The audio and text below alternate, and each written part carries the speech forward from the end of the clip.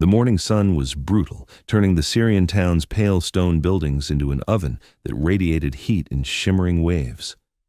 Through his scope, Chief Petty Officer Marcus Webb watched as the SEAL team pushed deeper into the narrow streets, and his gut told him something was very wrong. "Viper 1, this is Viper 2, he spoke quietly into his radio. "I don't like how quiet this is. We should have made contact by now." "Copy that, 2, Lieutenant Briggs responded. "Stay alert. Keep moving." The team was 3 blocks into the town when the world exploded. Automatic weapons fire erupted from a dozen positions simultaneously: rooftops, windows, doorways, alleys. The air filled with the distinctive crack of AK-47s, the deeper boom of heavy machine guns, the sharp snap of bullets hitting stone and ricocheting in unpredictable directions. "Ambush! Contact on all sides!" Briggs shouted. Webb threw himself behind a concrete barrier as rounds chewed up the street where he'd been standing. Beside him, Petty Officer Martinez went down with a scream, blood spreading across his leg from a bullet wound. "Man down! We've got casualties!" The SEAL team tried to return fire, but the volume of incoming rounds was overwhelming. Every time someone raised their head to shoot, bullets forced them back into cover. They were pinned, trapped in a kill box that had been carefully prepared for them. Webb risked a glance around his cover and immediately counted at least 20 enemy fighters visible, with muzzle flashes indicating many more in concealed positions. This wasn't random resistance. This was a planned ambush by people who knew exactly what they were doing. "Viper elements, consolidate at the intersection," Briggs ordered. "We need to establish a defensive perimeter." The SEALs tried to move, but the enemy had positioned themselves perfectly. Every route was covered by overlapping fields of fire. Every piece of cover was exposed to at least 2 enemy positions. The tactical situation was a nightmare. They were outnumbered, outgunned, and trapped in terrain that gave every advantage to the enemy. Another SEAL went down, hit in the shoulder. The team medic crawled toward him, dragging him behind cover while bullets kicked up dust all around them. "We're getting slaughtered here," someone shouted over the radio. Webb fired back at a fighter on a rooftop, hitting him, but 3 more immediately appeared to take his place. It was hopeless. For every enemy they dropped, more appeared. The ambush had been planned with reinforcements ready, with ammunition stockpiled, with every contingency covered. "Viper 1, this is Viper 2. Webb gasped, his voice tight with controlled fear. "We need immediate support. Airstrike, artillery, anything. We can't hold this position." "Negative on air support," came the response from command. "Nearest assets are 20 minutes out. QRF is mobilizing, but they're 15 minutes away minimum. You need to hold." 15 minutes. They'd all be dead in 5. A machine gun opened up from a second-story window, the heavy rounds chewing through their cover like it was made of paper. Webb saw Lieutenant Briggs hit in the vest, the impact throwing him backward even though the plate carrier stopped the round. He'd be badly bruised, possibly with broken ribs, but at least he was alive. For now. "We can't hold," Petty Officer Santos shouted. "There's too many of them." And then something changed. An enemy fighter advancing down the street suddenly jerked backward, a red mist appearing where his head had been. He collapsed instantly, dead before he hit the ground. Webb blinked, confused. What the hell?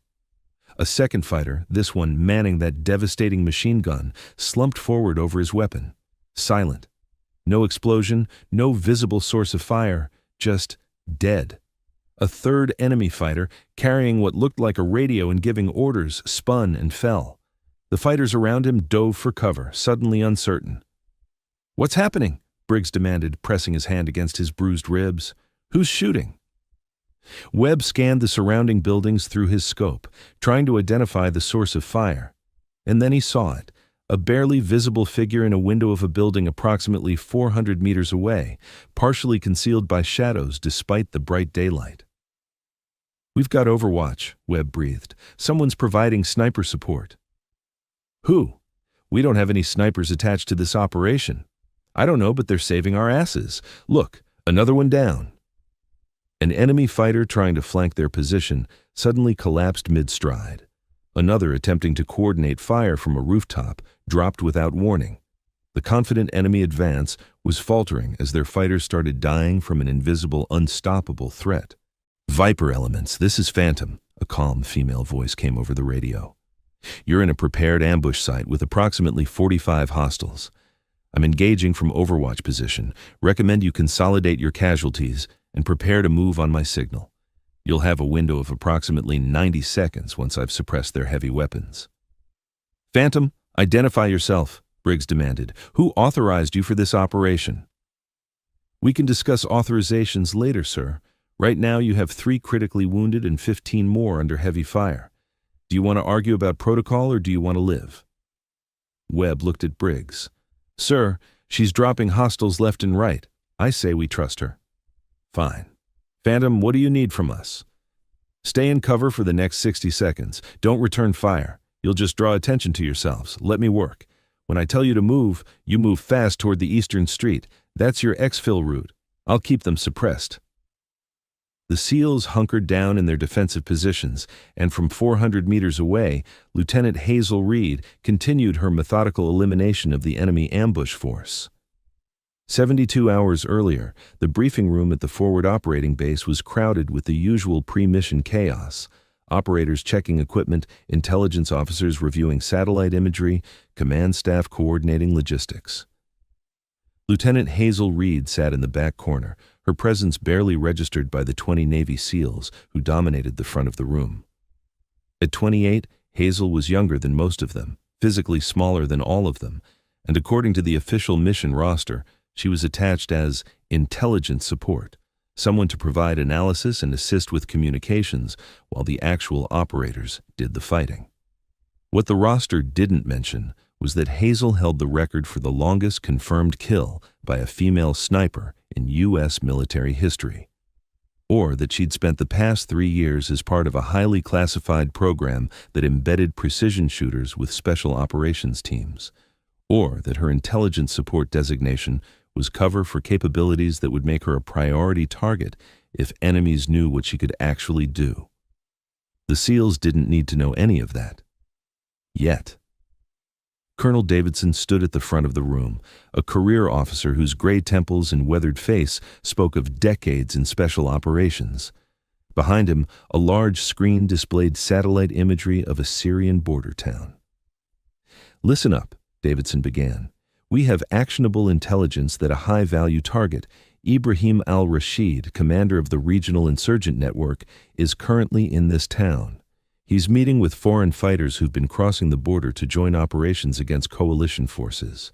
Our mission is to capture or kill al-Rashid and gather intelligence on the foreign fighter network. He clicked through several slides showing the town from different angles. The town has approximately 200 civilian inhabitants, most of whom evacuate during the day to work in surrounding farms. Intelligence suggests al-Rashid is using a building in the town center as his headquarters. SEAL Team 7 will be the primary assault element. You'll insert via helicopter 2 kilometers out, approach on foot, breach the target building, secure al-Rashid, and exfil to the landing zone. A SEAL raised his hand. What's the expected resistance? Best estimate is 5 to 10 security personnel with al-Rashid, local fighters, probably armed with AK-47s and maybe some light machine guns, not heavily trained but loyal to al-Rashid. They'll fight if they think they can win. Rules of engagement? Standard. Positive identification required before engaging. Civilians are not to be harmed. Al-Rashid is to be taken alive if possible, but if he resists or attempts to escape, you're cleared to use lethal force. The briefing continued with tactical details, approach routes, radio frequencies, contingency plans, extraction procedures. Hazel absorbed all of it while simultaneously studying the terrain, identifying potential sniper positions, calculating ranges and angles, because that was her actual job, not intelligence support, not communications. She was there to provide precision overwatch and make sure these SEALs came home alive. After the briefing, Lieutenant Briggs approached her. He was tall and confident, with the easy manner of someone who'd successfully completed dozens of similar missions. Lieutenant Reed, I understand you'll be providing intelligence support for this operation. That's correct, sir. You'll be staying at the landing zone with the helicopters, coordinating communications? Actually, sir, I'd like to establish an observation post approximately 400 meters from the target. better sightlines for surveillance, better ability to monitor the situation in real time. Briggs frowned. 400 meters from a potentially hot target? That's pretty close for support personnel. You have combat experience? Yes, sir. Multiple deployments. In what capacity? Various roles, sir. I'm comfortable operating in hostile environments. It wasn't technically a lie. She'd operated in hostile environments, mostly through a rifle scope, eliminating threats at extreme ranges, but he didn't need those details yet. All right, Briggs said slowly, but if shooting starts, you stay in your hide and keep your head down. The last thing we need is to have to rescue you along with completing the primary mission. Clear? Crystal clear, sir. After he walked away, Chief Webb approached. Webb had the cautious, calculating eyes of someone who'd survived long enough to recognize when something didn't add up. Lieutenant Reed, can I ask you something? Of course, Chief. What's your actual job on this mission? Because intelligence support doesn't usually volunteer to set up within small arms range of the target. Hazel considered how much to reveal. Webb was the senior enlisted leader, and if things went bad, he needed to know what assets were available. My official designation is intelligence support. My actual capability is precision shooting. If your team gets into trouble, I can provide overwatch and eliminate threats at ranges up to about 800 meters in these conditions. Webb's expression didn't change, but his eyes sharpened. You're a sniper. Officially, I'm support personnel. Unofficially, yes. Why isn't this in the mission brief? Operational security. My program is classified. The fewer people who know about precision shooters being attached to operations, the less chance the enemy will specifically target us. But I'm telling you now because you're the senior NCO, and if the mission goes sideways, you need to know what you have available. What's your effective range? In current conditions, clear weather, light wind, daylight operations, I'm reliable and accurate out to about 1,200 meters. For this mission, my shooting positions will be between 300 and 500 meters, well within my optimal range. Webb studied her for a long moment. And you're comfortable shooting in support of combat operations? This isn't a training range. It's people shooting back. I've done this before, Chief, multiple times. I know what I'm doing. Does Lieutenant Briggs know? Not yet. Let the operation proceed as planned. If everything goes smoothly, he never needs to know. If things go wrong, she shrugged, then I'll demonstrate my value. You're asking me to keep operational information from my team leader. I'm asking you to trust that I know how to do my job. When have you ever heard of intelligence support volunteering to position themselves 400 meters from a hostile target? Webb considered this, then nodded slowly. All right, Lieutenant. I trust you. But if this goes bad, and my people get hurt because you weren't what you claimed to be, we're going to have a very serious problem. Understood, Chief. But I promise, if things go wrong, you'll be very glad I'm out there.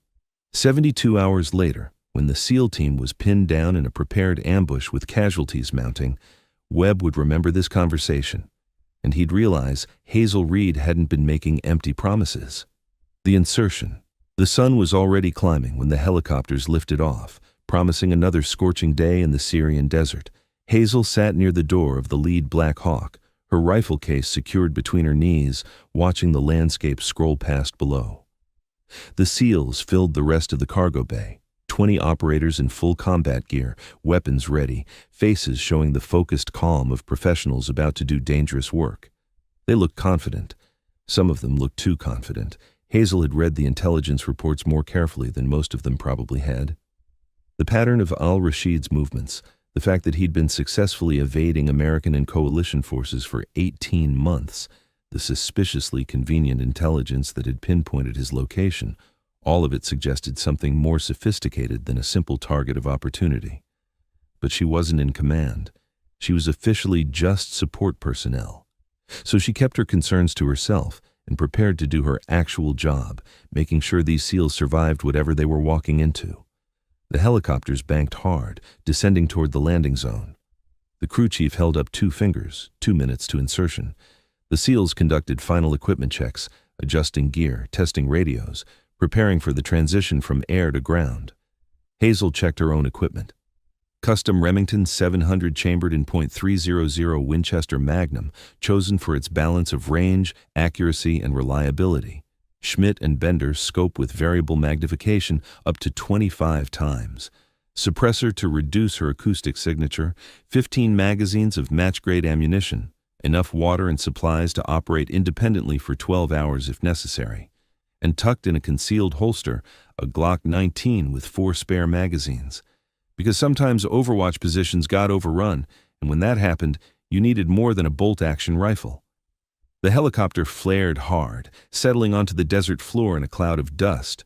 The SEALs fast roped out in practice sequence, each man dropping and immediately establishing a defensive perimeter. Hazel went last, her rifle case strapped to her back, hitting the ground and rolling clear of the rotor wash.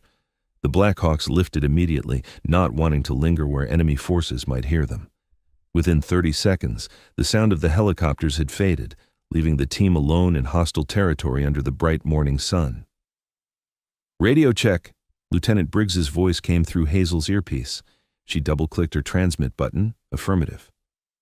"Team, move to objective rally point. Read, you're with the main element until we reach your observation post location." The team began moving through the desert terrain, using wadis and rocky outcroppings for concealment. The temperature was already climbing toward the day's predicted high of 110 degrees. Sweat began soaking through uniforms within minutes. They reached the outskirts of the town after 40 minutes of careful movement. This was where Hazel would separate from the main team to establish her Overwatch position. Chief Webb materialized beside her. "Your building is that 3-story structure at your 11 o'clock, about 300 meters. You sure you can make it there alone?" "I've done this before, Chief." "Roger. Once you're in position, give us a double click. We'll wait for your signal before we start the approach to the target building." "Understood." Hazel slipped away from the SEAL element, moving through the narrow streets of the town toward her selected building. The civilian population had indeed evacuated for the day. The streets were empty, doors shuttered, only a few stray cats visible in the harsh morning light. The building she'd selected was a partially damaged apartment complex with clear sight lines to the target area. She entered through a back entrance, carefully climbing stairs that might be unstable, checking each step before putting her weight on it. The 3rd floor was perfect. Multiple rooms with windows overlooking the target building, good cover, several exit routes if she needed to relocate quickly. She selected a corner room with the best angles and began setting up. Rifle on a small bipod near the window, positioned back far enough that she wouldn't be silhouetted against the opening. Spare magazines arranged for quick access, rangefinder ready, water bottle within reach, a small notebook for logging observations. Through her scope, the target building was clearly visible 420 meters away. The magnification and clarity of her optics made it feel much closer. She could see details, the texture of the stone walls, the wooden shutters on windows, even the individual tiles on the roof. She scanned methodically, looking for security measures, defensive positions, potential threats. There, a man on the roof, trying to look casual but clearly serving as a lookout. Another man visible in a 2nd-story window, also watching. These weren't civilians. These were security personnel, and they were alert. Hazel keyed her radio. Double-click, in position. "Copy," Webb responded. "Initiating approach now. Keep us advised of any changes to the situation." "Will do." She watched through her scope as the SEAL team approached the target building from the east, using buildings and walls for concealment. Their movement was professional, textbook urban combat tactics executed by people who'd done this hundreds of times. But something was bothering Hazel. The security setup was more sophisticated than intelligence had suggested. The lookouts were too well positioned. The building's defensive preparation looked too thorough for a supposedly impromptu meeting. She scanned the surrounding buildings more carefully, and then she saw them, subtle signs that made her blood run cold. A piece of fabric visible in a window where it shouldn't be, the glint of metal that might be a rifle barrel, the faint outline of sandbags stacked behind a broken window. This wasn't just a meeting location. This was a prepared ambush site. Viper 1, she said urgently into her radio. Be advised, I'm seeing indications of prepared defensive positions in buildings surrounding the target. Multiple potential fighting positions with... Reed, stand by. Briggs cut her off. We're at the breach point, preparing to enter. Sir, I strongly recommend... The SEAL team blew the door and entered the target building. And in that moment, the carefully prepared trap was sprung. 45 enemy fighters opened fire simultaneously from a dozen concealed positions throughout the town. The SEALs, caught in the open street, were immediately pinned down by overwhelming fire. And Hazel Reed, from her overwatch position 400 meters away, was about to prove that intelligence support personnel could be far more lethal than anyone had imagined. The ambush. The morning air exploded with gunfire.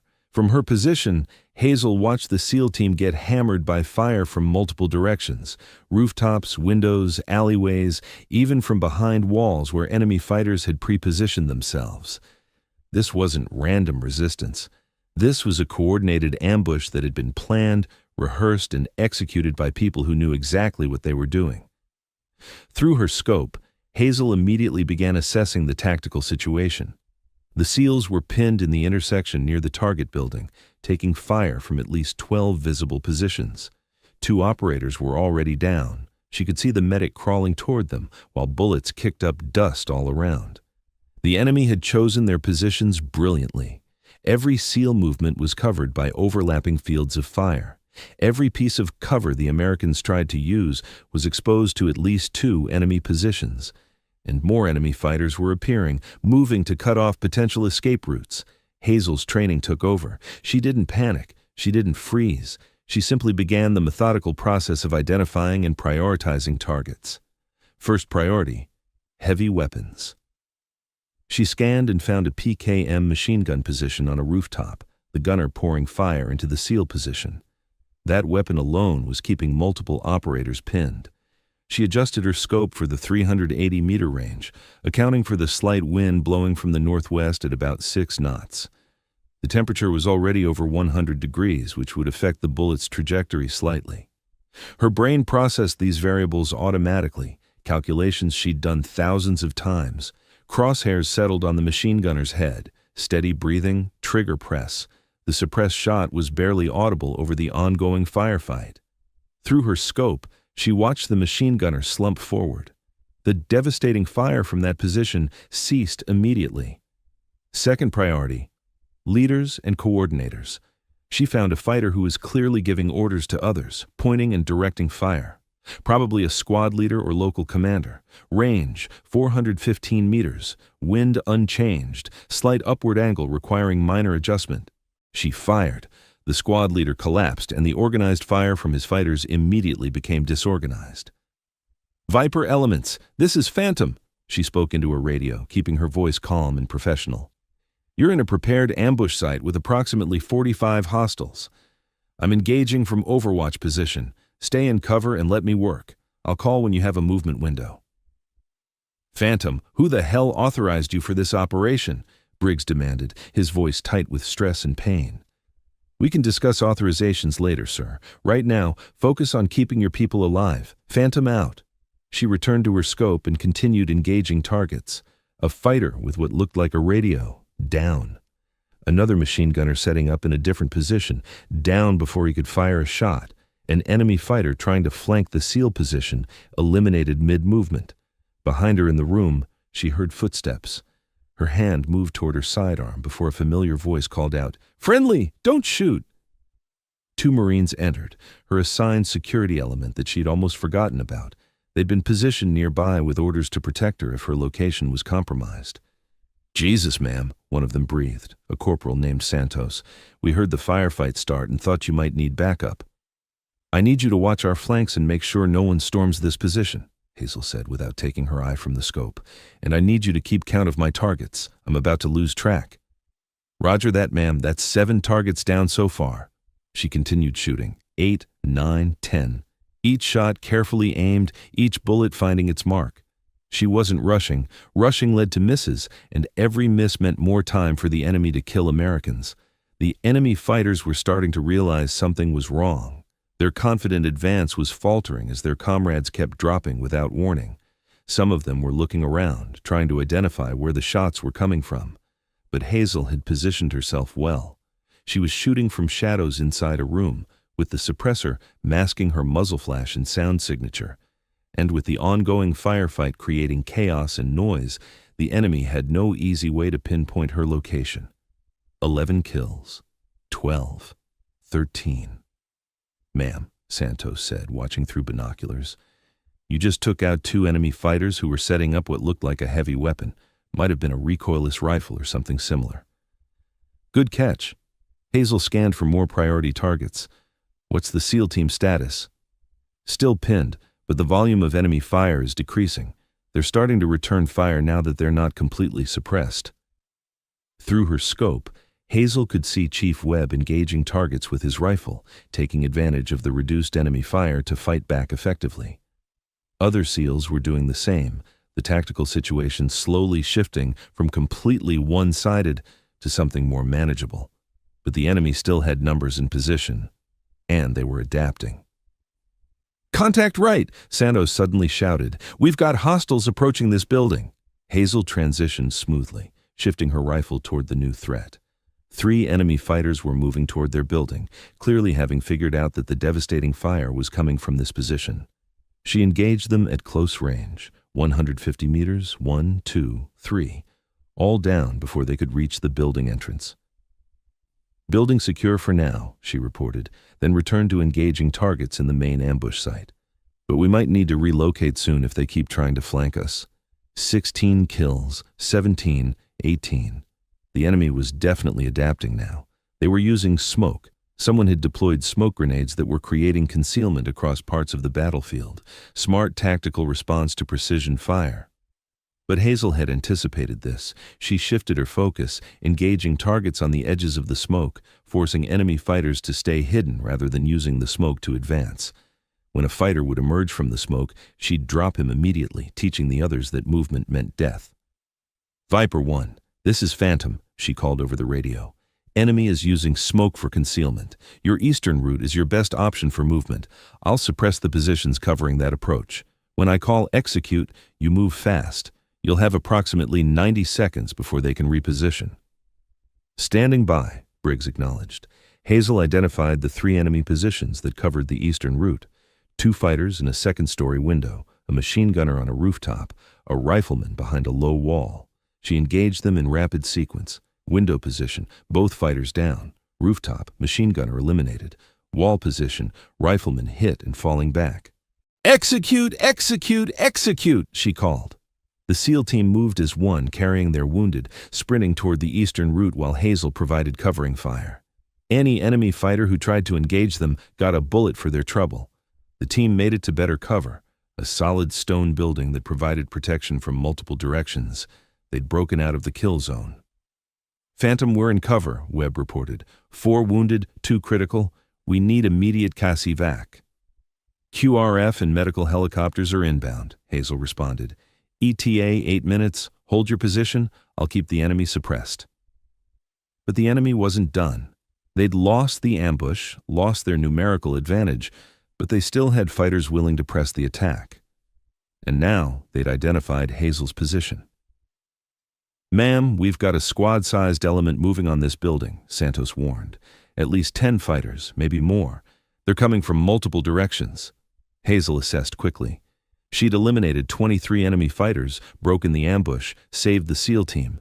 But if she stayed here, she'd be overrun by sheer numbers. "Time to relocate," she decided. "Santos, grab my spare ammunition. Leave everything else. We're moving to the backup position now." She'd pre-selected a backup position precisely for this scenario, a different building with good sight lines, but approached from a different direction. They had maybe 2 minutes before enemy fighters reached this building. She grabbed her rifle, essential gear, and moved quickly but carefully down the stairs. Behind her, Santos and the other Marine followed, carrying what they could. They emerged from the back of the building and sprinted across an alley toward the new position. Bullets chased them. The enemy had spotted their movement, but they made it to cover before anyone was hit. The new position was less ideal, but still workable. Second floor instead of third, smaller windows, but it had sight lines to where the SEALs were holding, and that's what mattered. Hazel set up quickly and resumed engaging targets. 24 kills. 25. The enemy force was breaking up now, some fighters retreating, others trying to organize one more push against the SEALs. She wouldn't let them. A fighter with a radio trying to coordinate, down. An enemy leader attempting to rally his forces, eliminated. Anyone who looked like they might be organizing resistance, targeted and neutralized. The sound of helicopter rotors grew louder. The QRF was arriving, 4 Blackhawks carrying fresh troops and medics. The enemy force, hearing the helicopters and seeing their ambush completely destroyed, began a general retreat. Hazel let them go. Her mission wasn't to kill every enemy fighter, it was to protect the SEALs, and she'd done that. "Phantom, this is Viper 1, Briggs's voice came through her radio, and now it carried a tone of respect mixed with amazement. "I don't know who you are or how you shoot like that, but you just saved my entire team. We're evacuating casualties now. What's your exfil plan?" "I have a separate extraction, sir. Get your people out. I'll link up with you back at base." "Roger that. Phantom, thank you. We owe you everything." "Just doing my job, sir. Viper elements, stay safe. Phantom out." She watched through her scope as the helicopters landed, as the wounded were loaded, as the SEAL team extracted successfully despite the devastating ambush they'd walked into. 28 confirmed kills, an entire enemy ambush force destroyed, 0 friendly KIA, though several wounded. It was exactly the kind of performance her program had been designed for. But now her cover was blown. The SEALs knew someone called Phantom had saved them. They'd want to know who, what, how. That conversation was going to be interesting. 3 hours later, after her own extraction by a different helicopter from a different location, Hazel Reed returned to the forward operating base. She was dusty, exhausted, and already anticipating the questions that would come. But as she stepped off the helicopter, she saw the SEAL team waiting for her, and Chief Webb was smiling.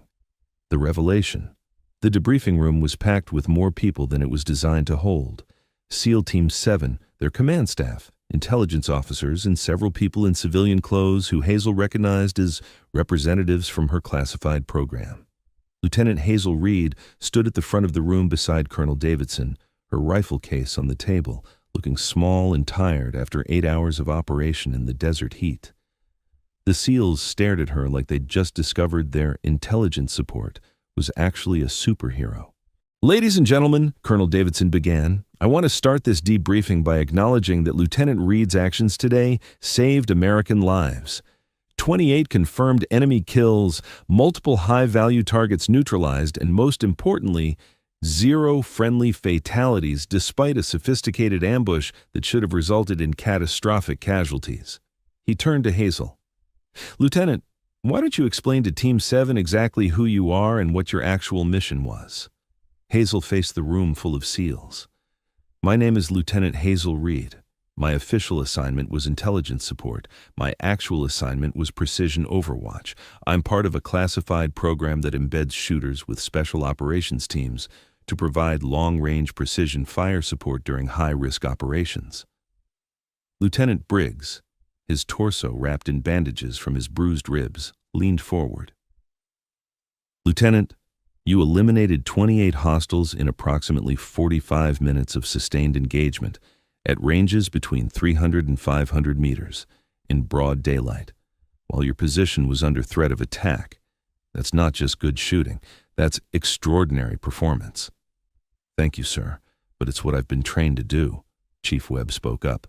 "Ma'am, I need to ask, how did you identify that it was an ambush before we walked into it? You tried to warn us." "Pattern recognition and terrain analysis, Chief. The intelligence about Al-Rashid's location was too convenient, too specific. The town's layout created natural choke points perfect for an ambush.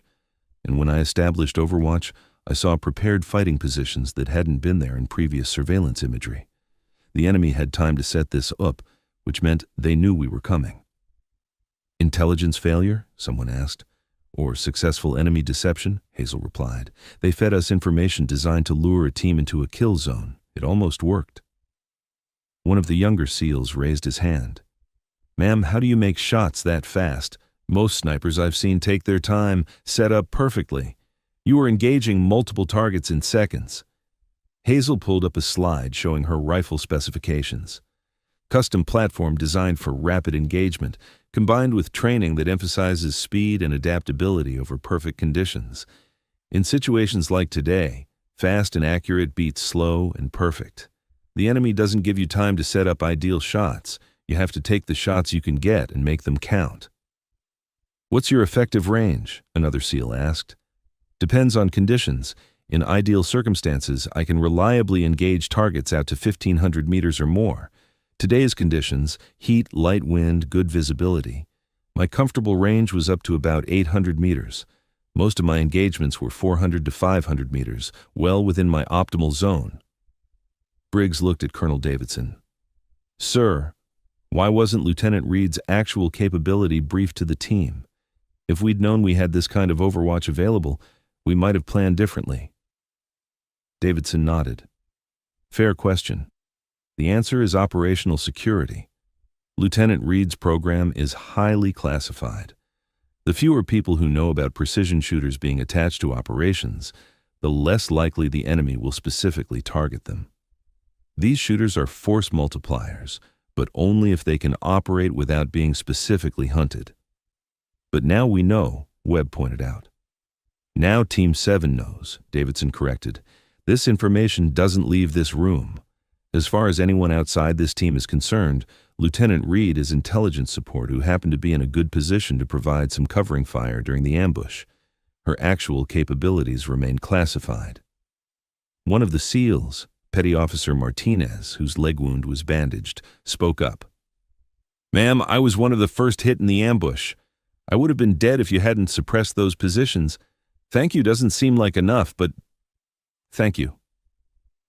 Several other SEALs echoed the sentiment. Hazel felt uncomfortable with the attention, but accepted it gracefully. "You all performed exceptionally under extreme circumstances.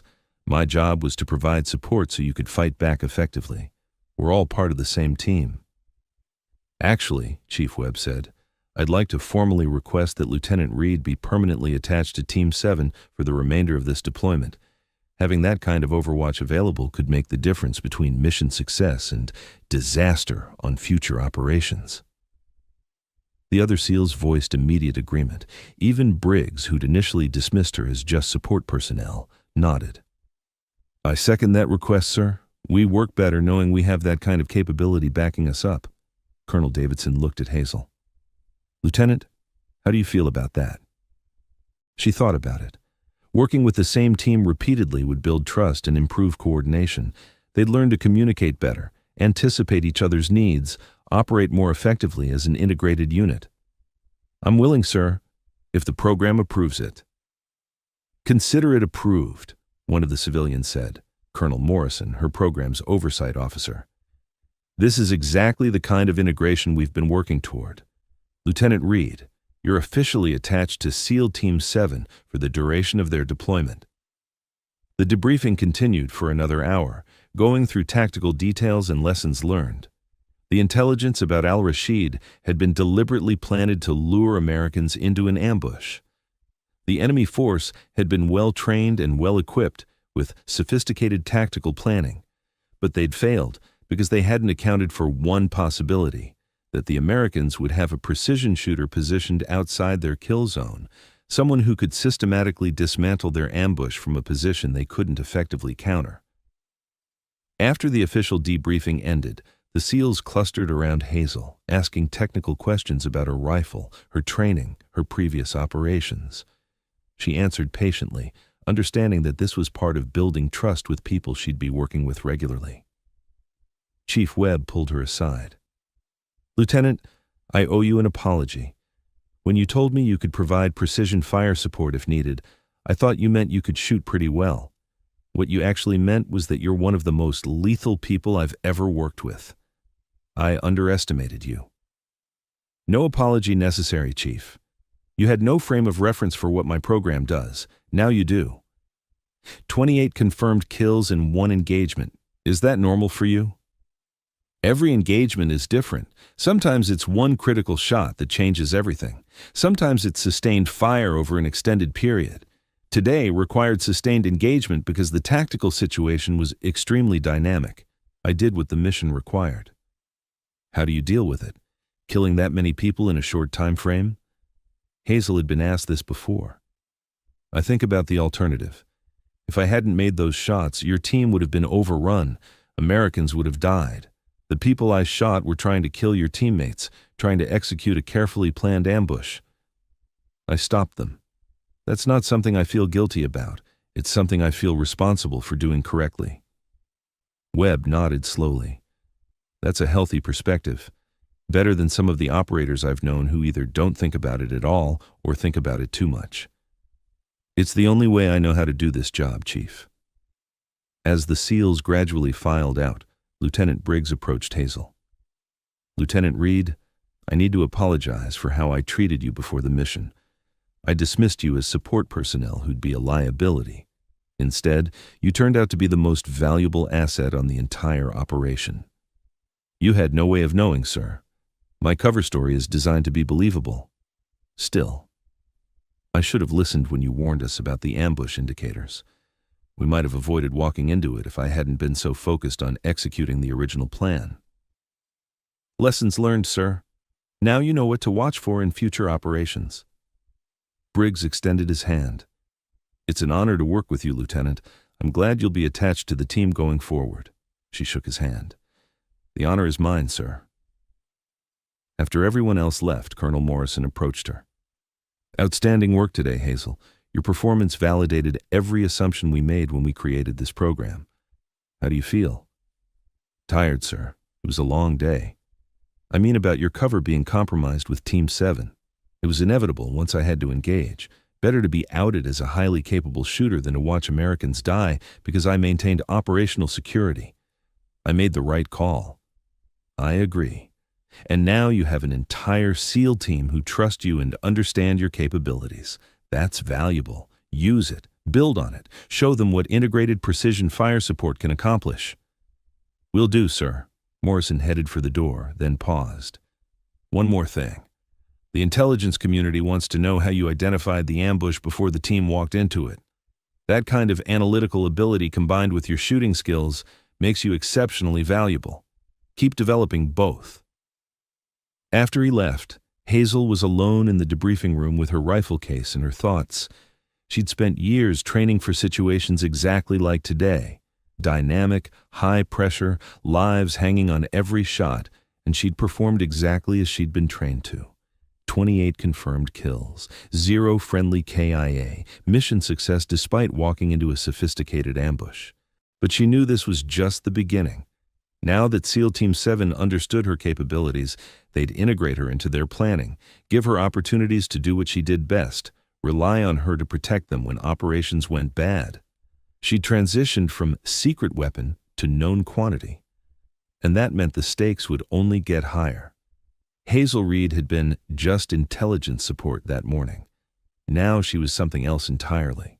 The guardian angel who'd saved an entire SEAL team from annihilation, the precision shooter who'd destroyed an ambush from 400 meters away, the force multiplier who'd proven that one highly skilled operator in the right position could change the entire outcome of a battle.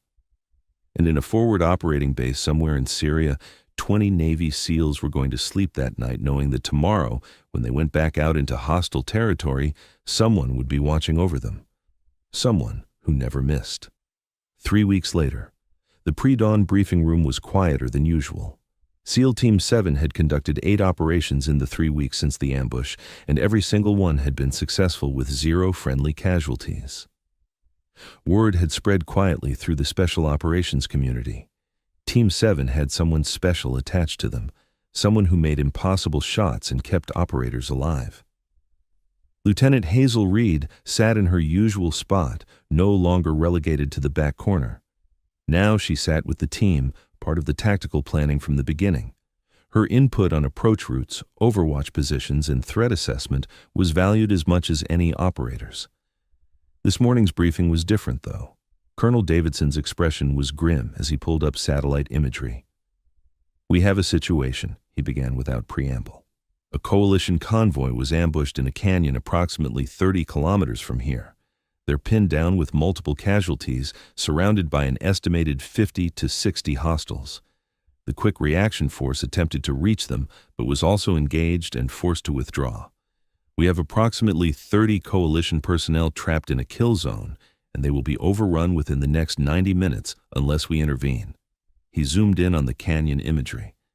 The terrain makes traditional air support difficult. The canyon is narrow with high walls. Helicopters can't maneuver safely, and fixed-wing aircraft can't get low enough for precision strikes without extreme risk.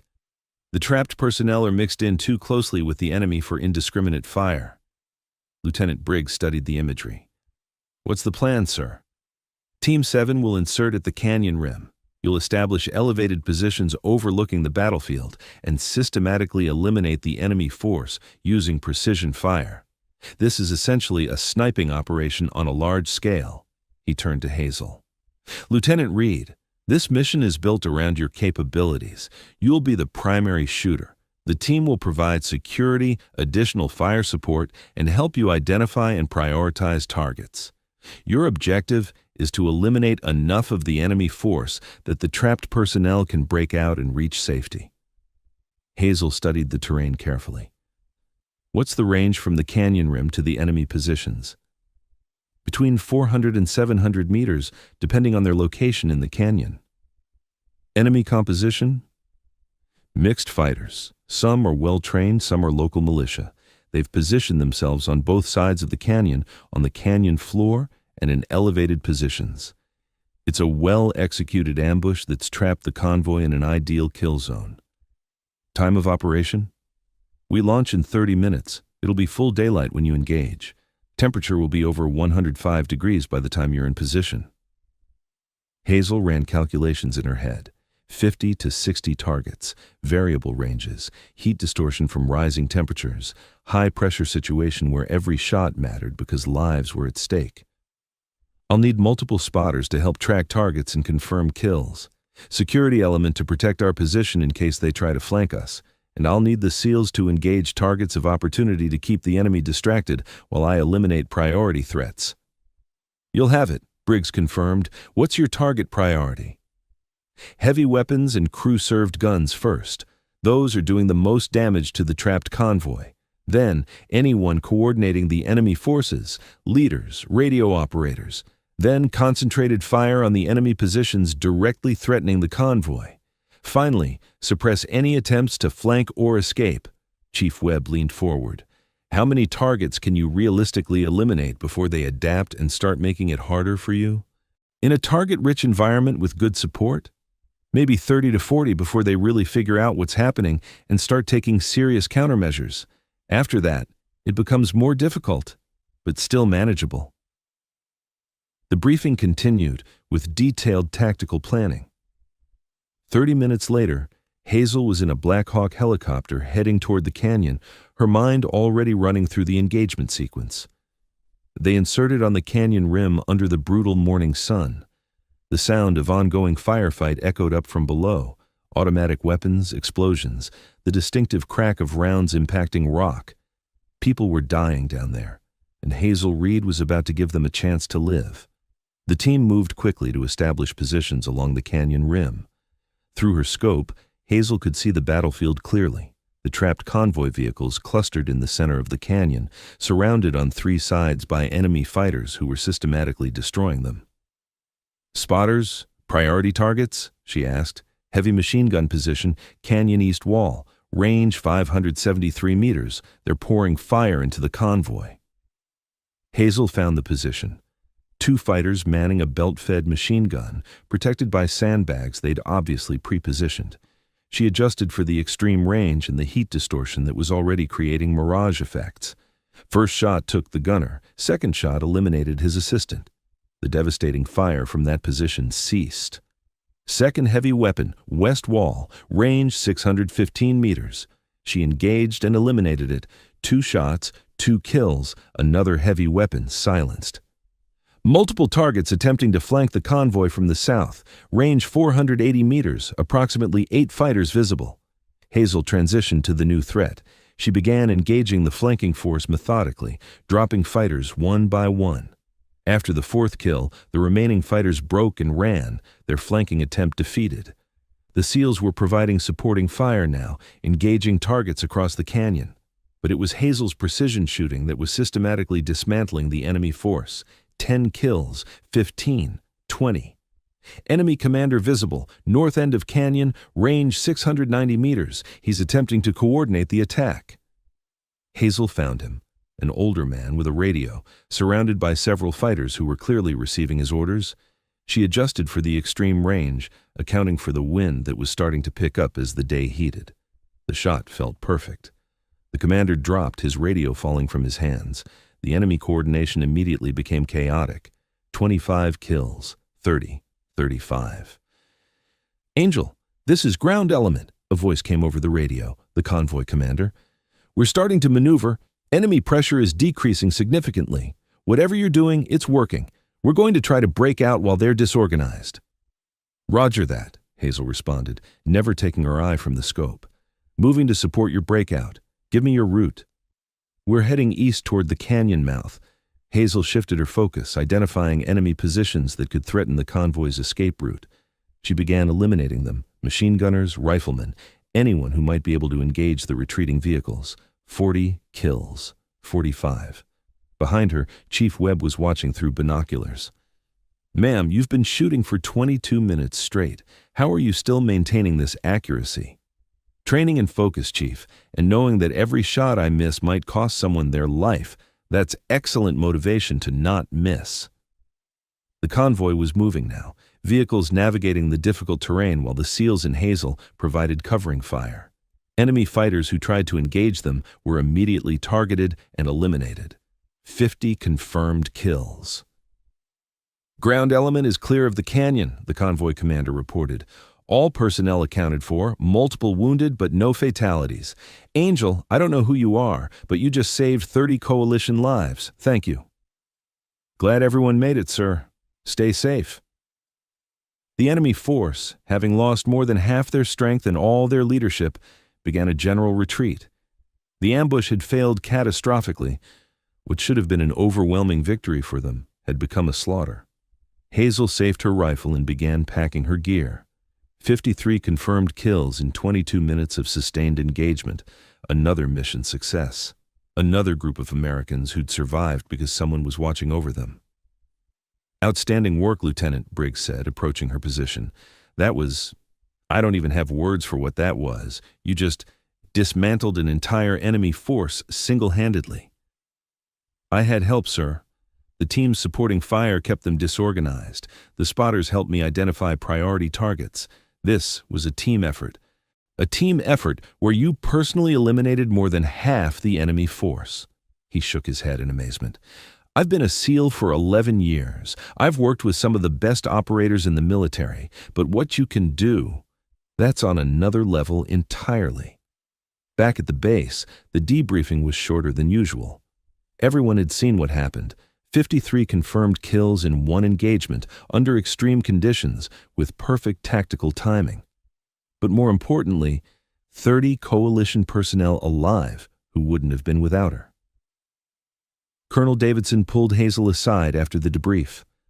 "Lieutenant, your performance over the past 3 weeks has exceeded every expectation. Your program is being expanded based on your results. We're training more shooters, attaching them to more teams. You've proven the concept works." "That's good to hear, sir.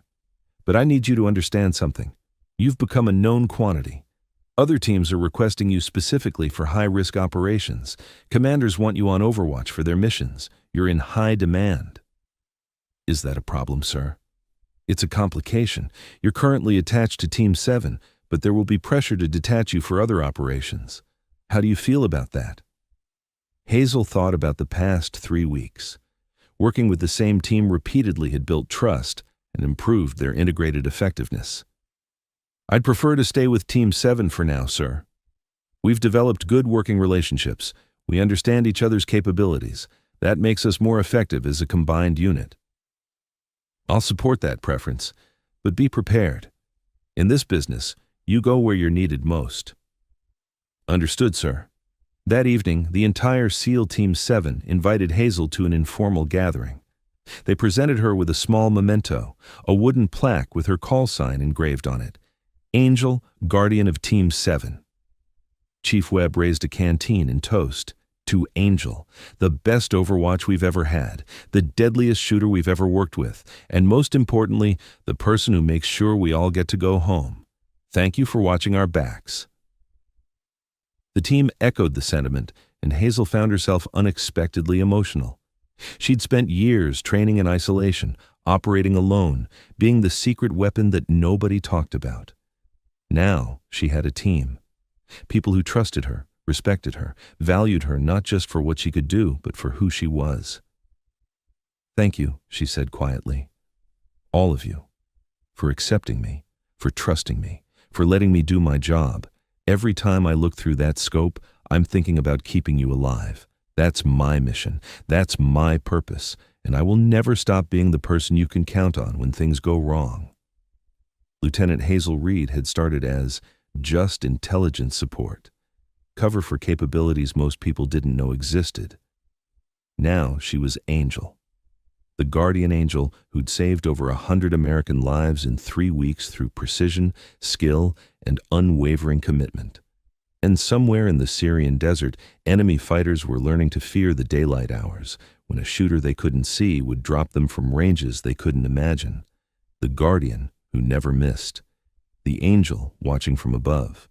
The sniper who proved that one person in the right position with the right skills could change everything.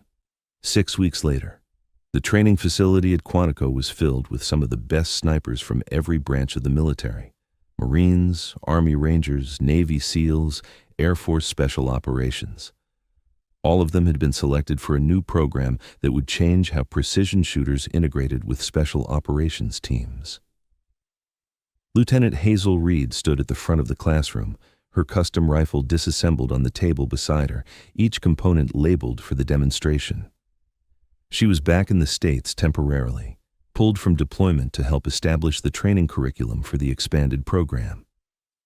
Welcome to the Integrated Precision Fire Support course, she began. Some of you have heard stories about operations in Syria where precision shooters provided overwatch for SEAL teams. I'm here to tell you those stories are real, and you're here to learn how to do what I've been doing for the past year. She picked up her rifle's bolt assembly. This course isn't just about making you better shooters. You're already excellent shooters, or you wouldn't be here. This is about teaching you to integrate with special operations teams, to think tactically about how precision fire can support maneuver elements, and to operate effectively under the extreme pressure of knowing that American lives depend on every shot you take.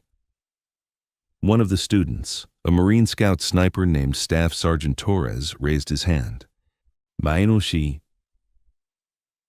Ma'am, the after-action reports from your operations show over 200 confirmed kills across multiple engagements. How do you maintain that level of performance consistently? Training until the skills become automatic, understanding that every shot matters, and accepting that this job comes with immense responsibility. When SEALs are pinned down taking casualties, they're calling for you.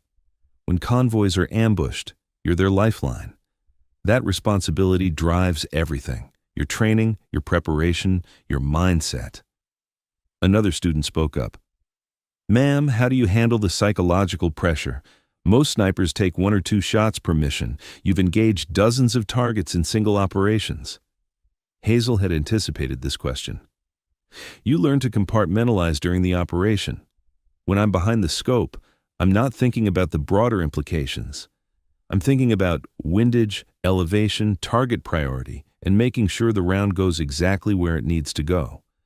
The processing happens later, after everyone's safe. During the fight, you can't afford to think about anything except the mission. A SEAL instructor approached with a tactical map. Ma'am, can you walk us through your decision-making process during the canyon rescue operation? How did you prioritize 50-plus targets in real time? Hazel pulled up imagery of the canyon on the classroom screen. Target prioritization follows a hierarchy. First, threats that can cause mass casualties, heavy weapons, crew-served guns, anything that can destroy vehicles or kill multiple people quickly. Second, enemy leadership and coordination. Take out the people giving orders and the formation falls apart. Third, direct threats to friendly forces, anyone actively engaging your team. Fourth, targets of opportunity that support the overall mission. She pointed to specific positions on the map. In the canyon operation, I started with the 2 heavy machine guns that were shredding the convoy. Eliminated both in under 30 seconds. Then, I targeted the enemy commander who was coordinating the attack. Once he was down, their tactical cohesion degraded significantly. After that, it was systematic engagement of threats based on proximity to friendly forces. The classroom session continued for 2 hours, with Hazel sharing techniques, lessons learned, and tactical insights from her year of operational experience. The students absorbed everything, understanding that they were learning from someone who'd proven these concepts in actual combat. After the session, Colonel Morrison approached her. "Excellent instruction, Hazel. The students are getting exactly what they need from you, not just technical skills, but the mindset required for this mission." "Thank you, sir. How long will I be here?" 2 more weeks, then you're rotating back to Syria. SEAL Team 7 has specifically requested your return. They've got a high-priority operation coming up, and they want their angel back on Overwatch." Hazel smiled. She'd been away from the team for 6 weeks, and she missed it. Missed the camaraderie, missed the sense of purpose, missed knowing she was making a direct difference in keeping Americans alive. "I'm ready to go back, sir." "I know you are. But first, finish training these shooters. Every person you teach is someone else who can protect American forces.